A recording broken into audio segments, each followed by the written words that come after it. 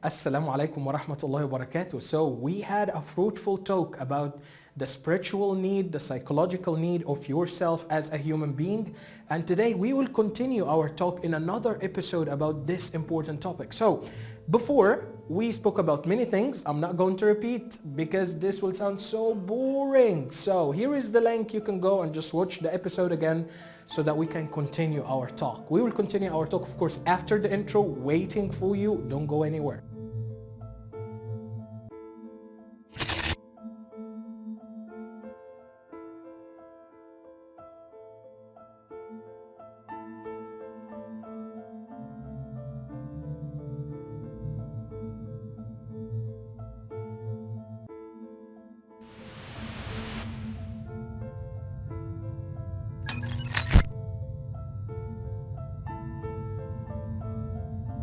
Assalamu alaikum, welcome back everyone. So why do we need kind of support? You as a human being, you are drained every day by this much passion that you have for things, and they fail you by this much effort that you exert, not just physically.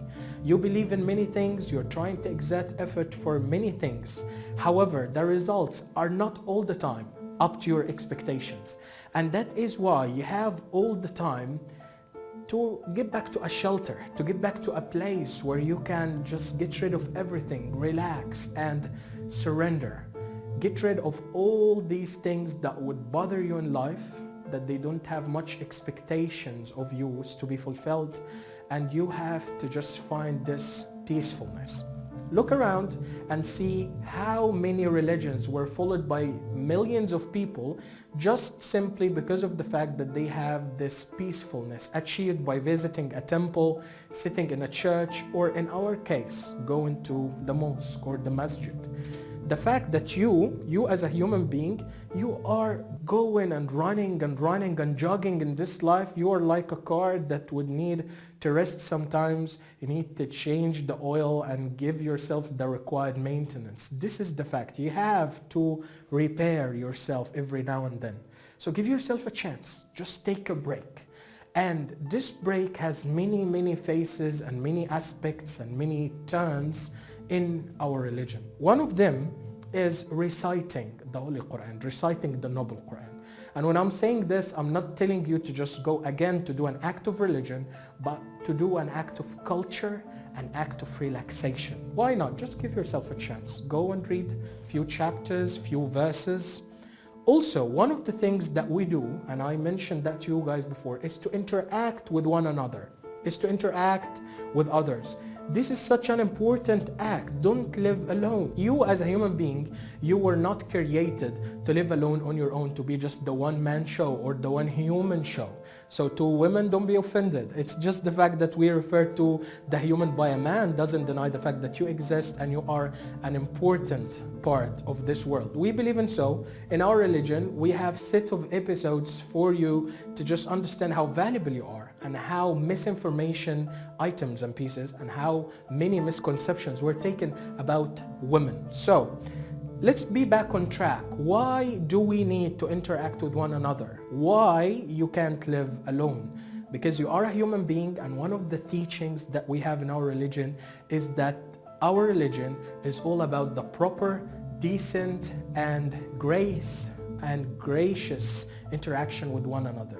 We have one of the fundamentals in our religion says that the one who's good is good when he's good or she's good for others. So we have to understand how important is to see, read, learn about how this religion did guide people to interact with one another. Let me see you guys after a short break where we will talk more about how you need this interaction, how to do proper interaction with one another.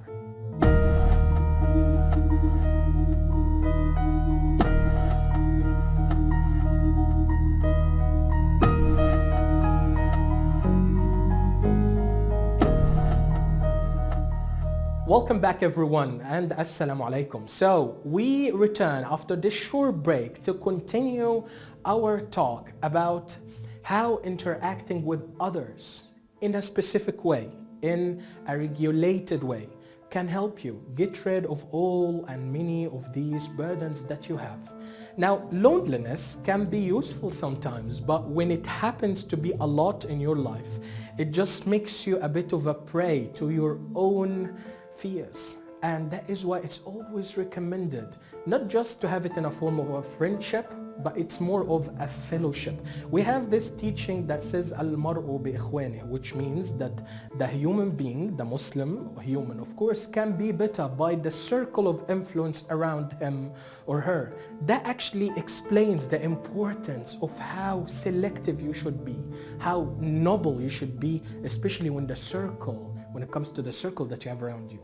Okay, back to this talk. When you are saying something that can be a headline of a stereotyping, you're telling me that I should be selective of having people around me, selecting friends or selecting my fellow Muslims, for example, if I'm a Muslim person? Absolutely yes. Yeah, this is what I'm saying. And this is not stereotyping, by the way. You have to be tolerant with everyone. You have to respect everyone. And you have to show kindness and grace to everyone.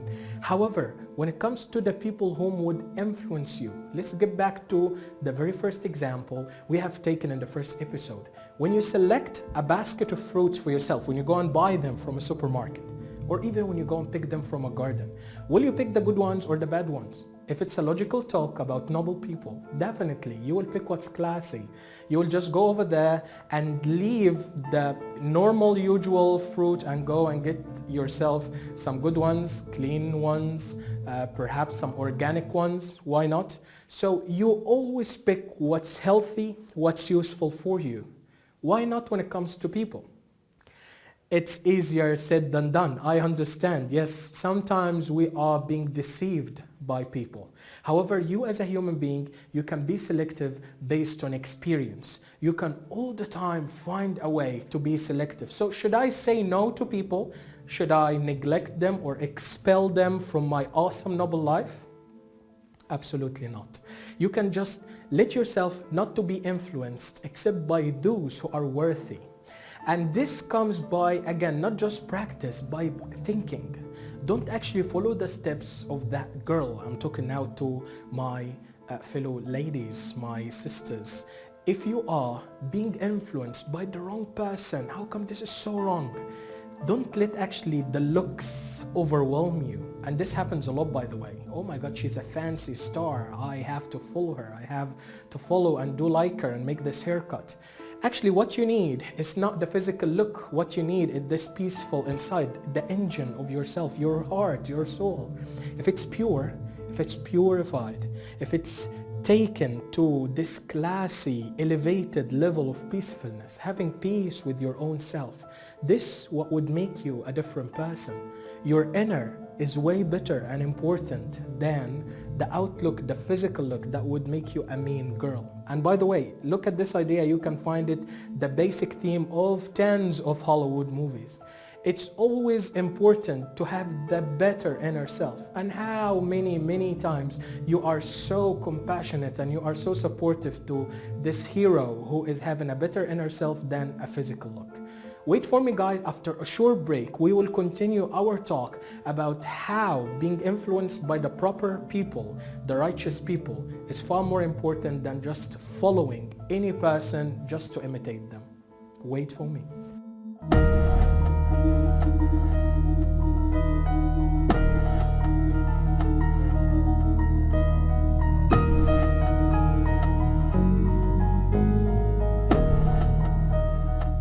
Back from a short break, and assalamu alaikum wa rahmatullahi wa barakatuh. So the last thing we want to wrap up this episode, or actually the set of these two episodes with, is the fact that influence is so important. The need of having people around you is so important. Perhaps we can just make a complete set of episodes for this. It's really an important topic in religion and even outside of the religion field. But my message to you guys, to my sisters, my brothers in humanity, is make sure you are not driven after anything or anyone.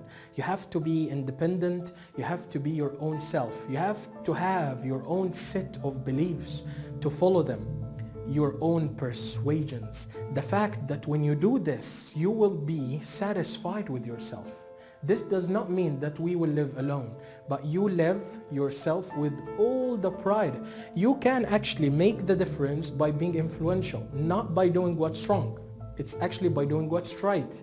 So to do what's right, you have to have a good circle of influence around you, a group of people, a group of friends that you trust, and you can share with them your burdens so that they can reflect upon good things to have.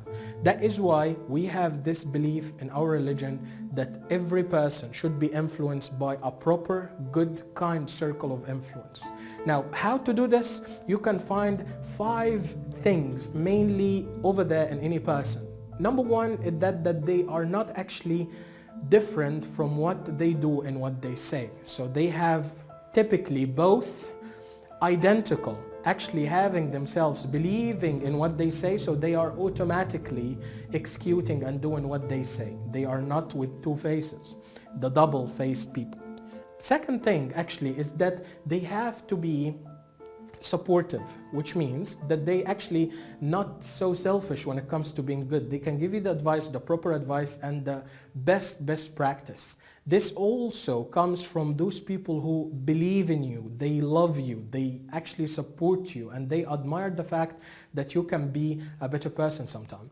The third thing actually is to have those people who are in a healthy condition. So they are not just good, okay? And I'm not talking here about the health as in the physical health, I'm talking here about the mental health. They are people who are balanced.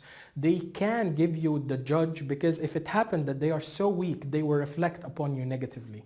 Fourth thing, and this is something you have to believe in, this person should be in your life not mainly as a spouse. They shouldn't be over there with the fact that they are in a relationship with you. They should be just friends. They should be a relative somehow, not even close. I'm not talking here about direct family members, close family members. The fact that you have those people in your life, you're not connected with them in an emotional way. This actually will give you a chance to think with logic, with ration, with your own mind, because here we're not talking about emotions, we're talking about brain food. The fifth thing, and this is something so important you have to understand and you have to believe in, is the fact that you can repay them this kindness and these advices. So this is a person who's not in a fancy position, who's not going to give you the advice and just dash away. Those are people who can support you and expect the support from you, so it's an interactive relationship.